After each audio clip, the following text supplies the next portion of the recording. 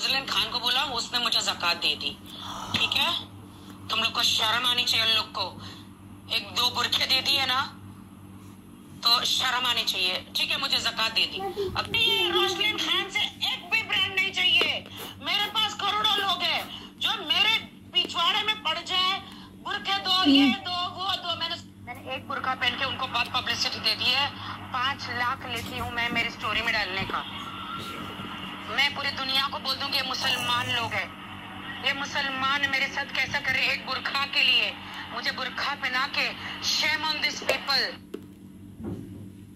जिस वक्त वो ये सब वॉइस नोट भेज रही थी उस वक्त वो खुद मुस्लिम कन्वर्ट हो चुकी थी। तो मैंने उसको मैसेज किया कि अब तुम भी मुस्लिम हो तो please stop talking about Muslims, और तुमने अपना काम निकाल लिया है तो अभी अपने रंग मत बदलो।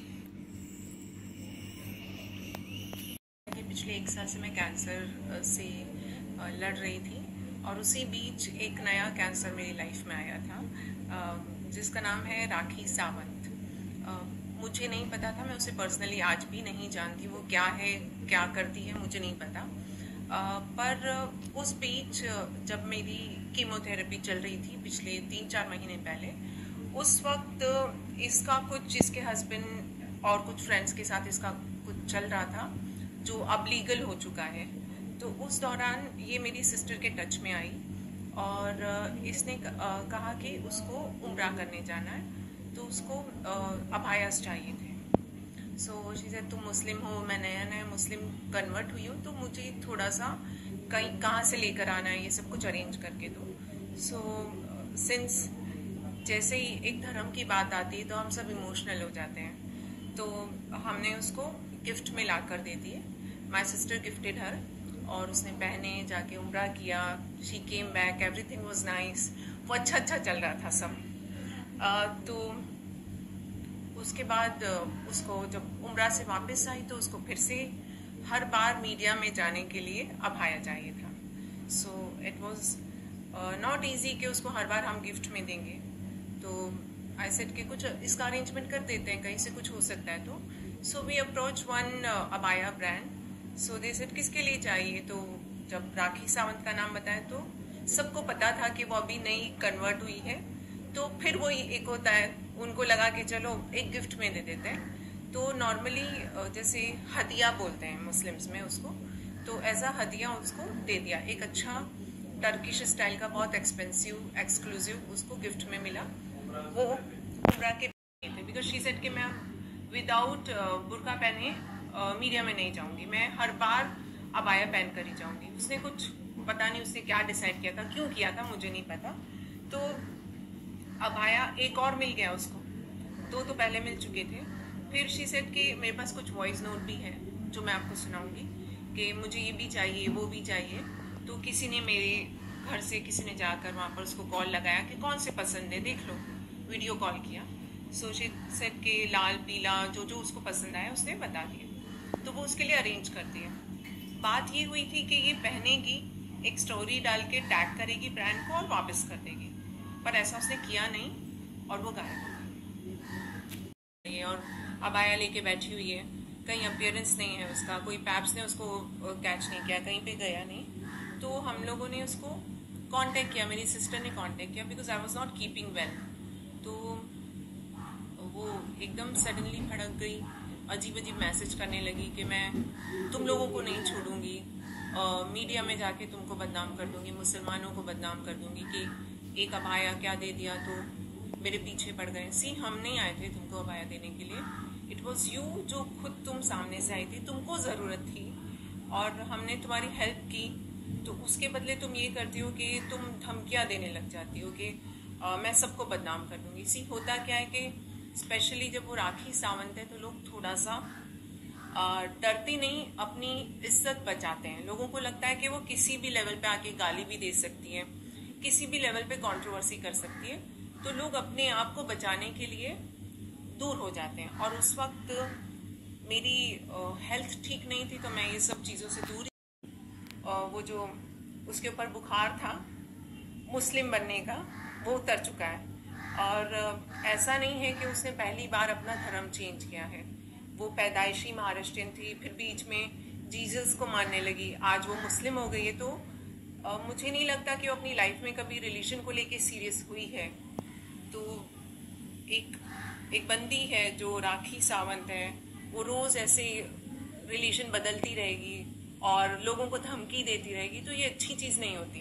तो मैं चाहती हूँ कि लोगों को पता चलना चाहिए कि इस तरह के लोग भी हैं जो रिलीजन को यूज़ करके पब्लिसिटी भी बनाते हैं, कई बार लोगों को धमकाते भी हैं।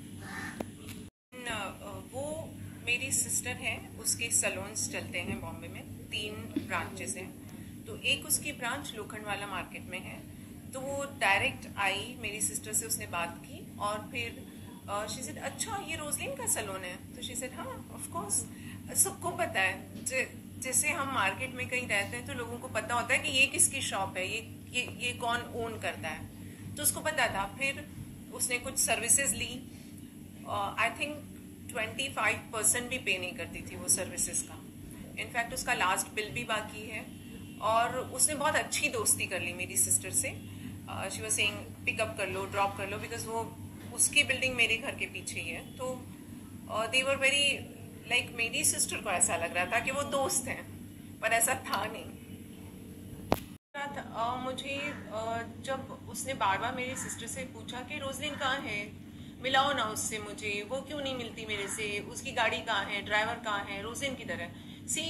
नॉर्मली ऐसा होता है कि जब आप कीमोथेरेपी करवा रहे हो तो डॉक्टर आपको कहता है कि कीमो के बाद मिनिमम 1 वीक आप किसी से मत मिलो, बिकॉज हमारी इम्यूनिटी बहुत डाउन होती है। उस बीच अगर वो बार बार इंसिस्ट कर रही है मेरी सिस्टर से कि मिला दो, सो अगर वो शाहरुख खान भी होता तो शायद मैं नहीं मिलती, क्योंकि जान बचाना मेरे लिए सबसे ज़्यादा बहुत इम्पॉर्टेंट था।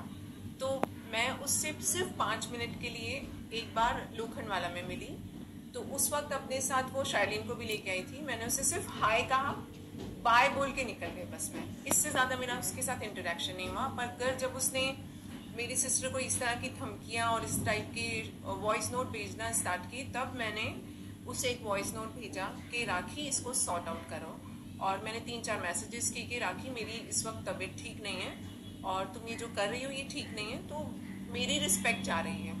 तो एटलीस्ट जो अभाया तुम्हारे पास हैं, जो तुमने नहीं पहने हैं, वो भी वापस कर दो। भेजे, उसके बाद वो गायब हो गई। उसने मुझे सब तरफ ब्लॉक किया। अभी पिछले 10-15 दिन से मैं देख रही हूँ, मैं इंस्टाग्राम पे से अनब्लॉक हो गई हूँ और वो मेरे स्टोरीज भी आकर चेक करके जा रही है। जो भी मैं बोलती हूँ राखी के बारे में, कुछ मैंने अगर कहीं कुछ बोला है, इससे पहले भी मीडिया में बताया मैंने, डाली इंस्टा पे, तो मैंने देखा कि राखी खुद आकर देख कर जा रही है। और मैं ये सोच रही हूँ कि राखी का ज्वालामुखी फूट क्यों नहीं रहा है। जो बंदी बिना बात की इतनी कंट्रोवर्सी कर देती है, वो अचानक से मेरे मैटर में, जहाँ मैं उसके बारे में खुल के दुनिया के सामने आकर बात कर रही हूँ, उस मैटर में वो चुप क्यों बैठी है। जाती भी हूँ तो मैं मीडिया में नहीं बताऊंगी, उसको खुद पता चल जाएगा कि हाँ जब वो बॉम्बे आती है। क्योंकि अभी मुझे ये पता चला है कि उसकी बेल कैंसिल हो गई है, उनके कुछ पर्सनल मैटर थे या कुछ, बेल कैंसिल हो गई है उसकी, या बेल मिली नहीं है, ऐसा कुछ है। So that could be one of the reason कि वो बॉम्बे में नहीं है या इंडिया में नहीं है। मगर मैं अगर कोई एक्शन लेती हूँ, लीगल एक्शन, तो मैं शायद मीडिया में नहीं बताऊंगी, वो मैं जाके कर दूंगी और जब वो आएगी तो उसको पता चल जाएगा, बिकॉज ये सब चीज़ें नहीं बताई जाती। जैसे कि गाइस इन्होंने एक बुर्खा दे दिया है तो 100 बार मीडिया में बोलने आती है, तो मैं ये बोलना चाहूँगी मेरी बहन कि आपने क्यों बुर्खा दे दिया। जब आपको बुर्खा देना था तो आप इतना क्यों मीडिया के सामने भोग रही हो आके। इतना आपको भी फेमस होना है लगता है मुझे, आपको भी टीआरपी कमाना है, आपको भी शो करना है, गाना करना है। आप लोग क्यों मुसलमान का नाम खराब करते हो। अगर 1-2-4 बुर्खा दे दिए तो जाने दो यार, सदका दे के छोड़ दो। तो गाइज आप लोग अपना बहुत सारा प्यार बताना। मिलते एक नेक्स्ट वीडियो, जय।